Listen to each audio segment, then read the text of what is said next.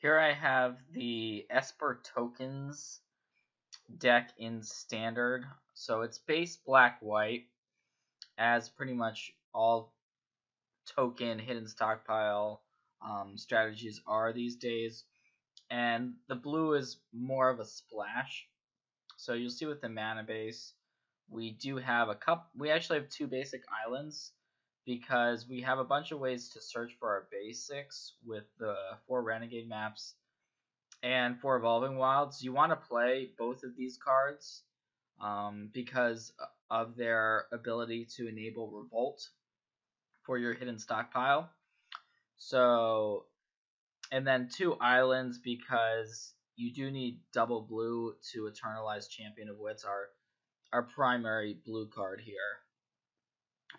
Some assorted dual lands, a 1 of Shephet Dunes. Sometimes you can use the dunes to alpha strike your opponent.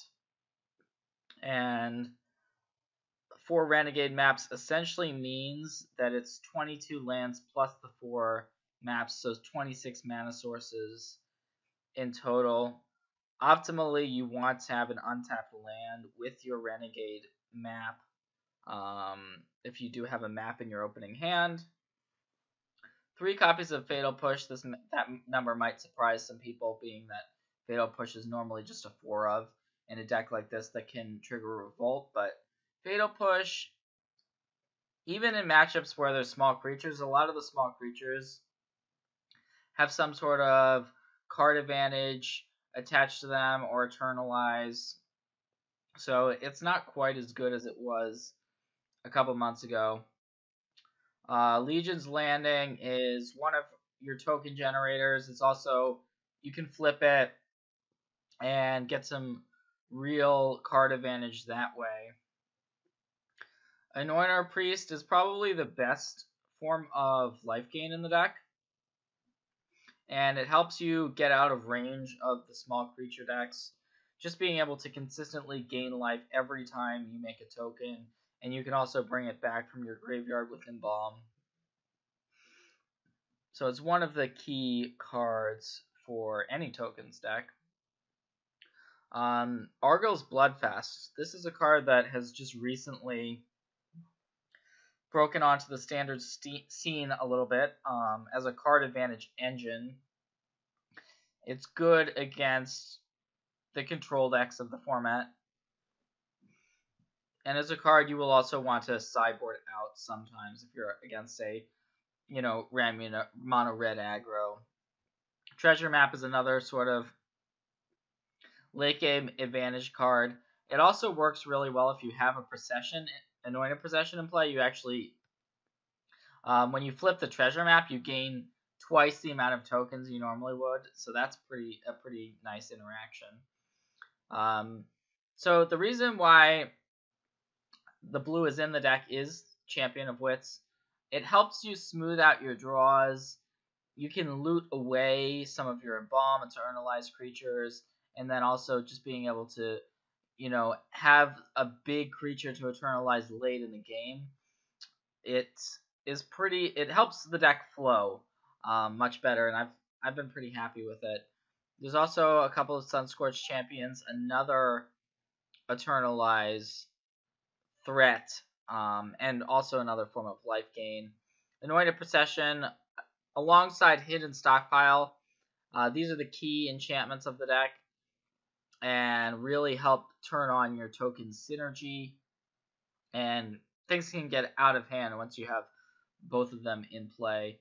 Ixalan's Binding is a good removal spell right now, so a lot of decks are relying on gods, creatures like Rekindling Phoenix. Ixalan's Binding also answers Planeswalkers. It's just not only a great answer to pretty much everything in the format, but it also allows your opponent not to play additional copies of those cards, and, it's pretty nice. Sometimes you'll get something stuck in your opponent's hand. There's not as many sweepers as you might think, so you might think, oh, tokens has got 4 copies of Fumigate. Well, actually, there's simply a split between 1 Settle, the Wreckage, and 1 Fumigate. And then there's 3 Regal Caracals. So the Caracals are, you'll see the life gain theme here, but also they make tokens. They're nice in multiples. In the sideboard, we do have another Fumigate for those low to the ground creature decks. Another Sunscorched Champion, more life gain. So the decks that this tokens deck really has trouble with are like the approach decks, more control strategies. So Lost Legacy is really good against approach because you can get those approaches out of your opponent's deck. Profane Procession has been an impressive way of dealing with creatures in those matchups that are more mid-range, grindier, and have trouble dealing with your enchantments. Baffling End is more for the aggressive decks as a cheap removal. Negate and Duress are for those control matchups like Approach, like blue-black based control decks. Same with Argyl's Bloodfast. The one Crook of Condemnation, it's primarily here for Godfarer's Gift in those graveyard decks. And then Fragmentize is actually really good in the mirror. And then there's other enchantments and artifacts that are running around and you want to board this card in again. So I've liked the deck. It's good naturally against the aggressive decks, and then with the sideboard, you can sort of tune the deck to be able to be good in the control matchups as well.